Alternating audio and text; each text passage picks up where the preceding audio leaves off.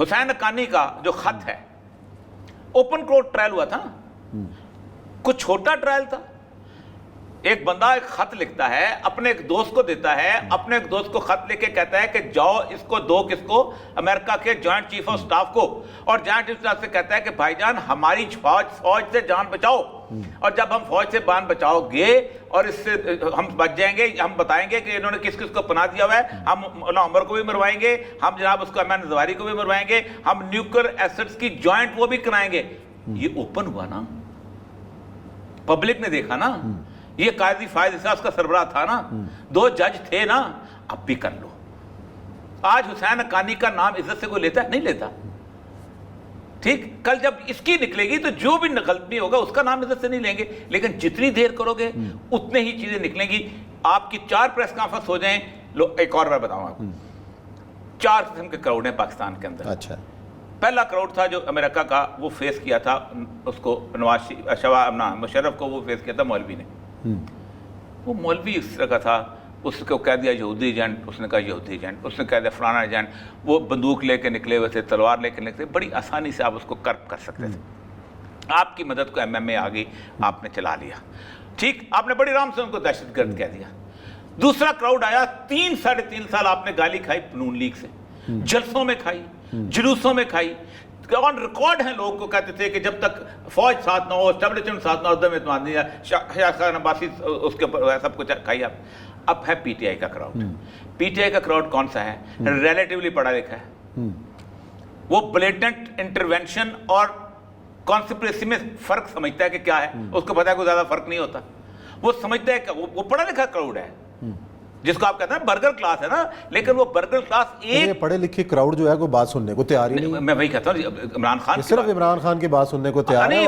آپ عمران خان کو دیکھیں, عمران خان کے آپ نے کمیشن بنایا نا ایک 4 حلقوں والا, چپ ہو گیا عمران خان. کب چپ ہو؟ چپ, بات نہیں کر سکا, نہیں کر سکا نا. جب ثابت نہیں ہوئی تو عمران خان کا بیانیہ ختم ہو گیا, 35 پینچر ختم ہو گئے, ختم ہوئے نا. پینچر آج تک کیس لگا ہوا ہے. نہیں, کیس لگے کی بات نہیں, عمران خان ختم ہو گیا نا. عمران کا سٹینڈ ختم ہو گیا, آپ لے آؤ عمران خان کا سٹینڈ ختم کرو. چلے جی, مختصر یہ کہ آپ جوڈیشل کمیشن بنے, اس کی تحقیقات ہوں اور اوپن بنے, سامنے آئے, اوپن بنے. سر اس ملک کے اندر کوئی غدار نہیں ہے. جتنی ضرورت اپوزیشن کو ہے اس جوڈیشل کمیشن کی, پاکستان میں کسی اور کو نہیں ہے.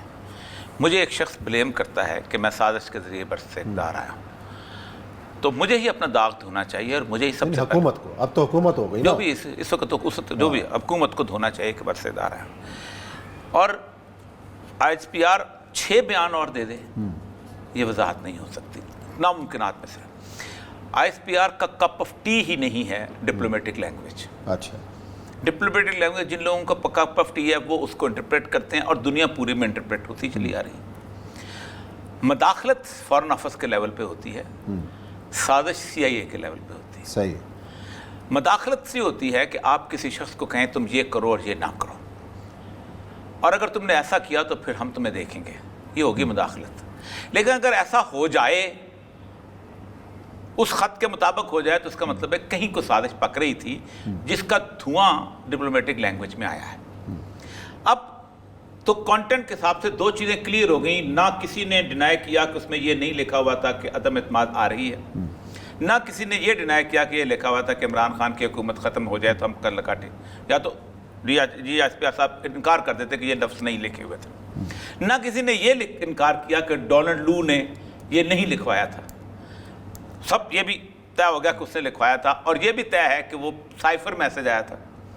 اور سائفر میسج چونکہ میں ظاہر بات ہے 8 سال 9 سال سائفر کوڈ کا کسٹوڈین ہوتا ہے ڈپٹی کمشنر میں رہا ہوں, مجھے پتا ہے کتنا اس کی سینٹیٹی ہوتی ہے, نہیں بتایا جاتا. یہ ساری چیزیں طے ہو گئی. اب آپ نے دیکھنا ہے کہ وہ جو مداخلت جس کو آپ کہہ رہے ہیں بلیٹنٹ انٹرونشن, بلیٹنٹ کہتا ہے واضح مداخلت. وہ واضح مداخلت کیا ہے کہ آپ یہ طرح تحریک عدم اعتماد کامیاب ہونے دیں, یہ ہے نا ان کا بیانیہ, یہی ہے نا. دنیا میں 72 ملک ہیں جن کے اندر رجیم چینج ہوئی ہے, اور اسی طرح کے فکرے جو ہیں وہ لکھوائے جاتے رہے ہیں. اچھا, لیکن 20 سے 25 سال کے بعد سی آئی اے لیٹر نکال دیتی ہے, اوپن کر دیتی ہے کہ ہم نے یہ کیا تھا, یہ ہمارے سامنے ہے. مثلا میں آپ کو مثال دیتا ہوں کانگو کی, اچھا, شاید میں نے کل بھی دی ہوگی, لممبا جو تھا وہ بندہ تھا وہ پاپولر آدمی تھا, اور اس پاپولر آدمی کے ساتھ ان کے ساتھ نیگوسیشن بلٹ اپ نہیں ہو رہی تھی. وہ کبھی کچھ کرتا تھا, کبھی اس سے غلطی ایک ہو گئی. وہ کہتا تھا کہ آپ میرے خلاف یہ جو فوج ہے بیلجیم کی یہ بنائی ہوئی ہے میرے خلاف کوٹ رہے, میری مدد کرو. یہ کہتے تھے کہ نہیں ادھر ادھر یہ وہ ورلڈ بینک IMF والے کرتے تھے. اس نے ایک وزٹ کر لیا روس کا اور اس نے کہا کہ ہمارے لیے کچھ کرو. CIA نے کہا اس وقت کہ یہ بیسیکلی ایک سوویت بلیٹنٹ کو کی ڈیزائننگ ہو رہی ہے.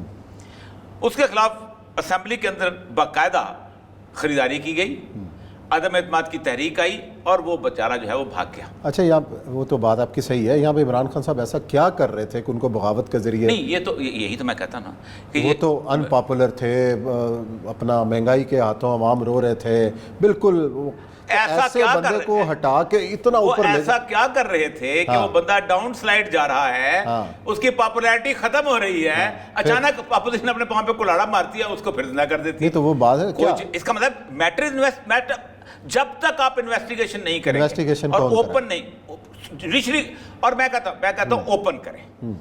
دیکھیں اب یہ سیکرٹ نہیں رہے. سازش کا فائدہ تو عمران خان صاحب کو ہوا نا دیکھیں ان دی اینڈ غلط ہو جائے, اس سے نہ پکڑی جائے, اچھا اس سے صاف پتہ چل جائے کہ ایسی کوئی سازش نہیں تھی. لیکن پرائما فیشائی جب آپ کڑیاں جوڑتے ہیں. اچھا اب ہوگا کیا؟ شہباز شریف صاحب نے بھی کہا کہ ہم اس کی تحقیقات کریں گے. ایسی کس ادارہ کو تحقیق کرے جو سب مطمئن ہو جائیں؟ ذوالفقار علی بھٹو سے غلطی ہوئی تھی, ساری زندگی پیپل پارٹی نے گالی کے طور پہ بھگتی. اس نے مودرمان کمیشن رپورٹ بنایا, سائڈ پہ رکھ دی. چھاپا کس نے کی؟ انڈیا نے. اچھا گالی پڑتی رہی تھرو آؤٹ, کس کو پڑتی رہی؟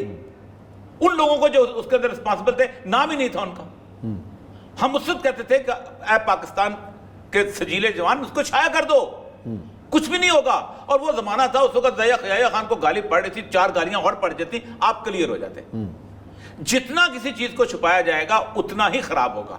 عمران صاحب ننگا کرو عمران خان کو, وہ تو کون کرے تحقیقات؟ جوڈیشری کرے؟ اب تو شہباز شریف خود بنا سکتا ہے. ہاں شہباز شریف صاحب جوڈیشل کمیشن کا اعلان کریں, میں اوپن کورٹ ٹرائل کر. دیکھیں میری بات سنیں, تسلیم کر لیں گے عمران خان صاحب؟ مجھے نہیں پتا, لیکن ہم تسلیم کروائیں گے. ہم کہیں گے کہ چپ کر جاؤ, پھر کسی کو بولنے کی ضرورت نہیں ہوگی. لیکن اب آپ کہتے ہیں نا کہ یہ ہم نے یہ دیکھا, اس نے دیکھا, وہ کہتا ہے میں نے اس نے دیکھا. ہر بندے کی اپنی انٹرپریشن ہوگی, اور یہ جو جتنی کنفیوژن ہوگی اتنا اس ملک کے اندر کیوس پھیلے گا, اور اس کا نقصان کس کو ہوگا؟ قبلہ شہباز شریف صاحب کو. اچھا کسی اور کو نقصان نہیں ہوگا, GHQ کو نقصان نہیں ہوگا. وہ اپنے فورٹ وال میں بیٹھے ہوئے ہیں آرام سے, وہ 3 مہینے کے بعد آ کے پریس کانفرنس کہیں گے نہیں بلیٹنٹ نہیں, ہمیں فرار صاحب نے بتا دیا انٹروینشن تھی, تو ہم کیا کر لیں گے ان کا؟ تو بنیادی طور پر اس کا فائدہ صرف شہباز شریف صاحب کا ہے کہ خدا کے لیے کر لو. ایک تو یہ بات ہے. دوسری بات یہ ہے کہ بہت ساری چیزیں, ویسے شہباز شریف صاحب کو اس کا اندازہ تو بہت ساری چیزیں, اسی لیے پہلی سپیچ پہ انہوں نے یہ کہا. بہت ساری چیزیں ہیں. کل بھی ہم نے نوین مودی صاحب سے کہا تھا کہ یہ جو ISPR کا کام ہے یہ کچھ اور لوگوں کا کام ہے, یہ پروفیشنل کام ہے. دنیا پوری میں پروفیشنل لوگ سے آتے ہیں. بہت سارے ایسے سوالات تھے جن کا جواب آپ کو نہیں دینا چاہیے تھا, وہ لیڈ دے جاتے ہیں. دیا بھی نہیں, انہوں نے کہا کہ یہ میرا کام نہیں ہے, اس کے اوپر سیاستدان جانے وہ کریں, اور بڑا طریقے سے انہوں نے ٹیکل کیا. بابر افتخار صاحب نے مانے ان کی بات, اور زبردست, اور پوری افواج کی پلس انہوں نے بتائی ہے. یہاں بریک لیتے ہیں, بریک کے بعد آئیں گے اور ذکر کریں گے پاکستان تحریک انصاف کے اراکین کے استعفوں کا معاملہ.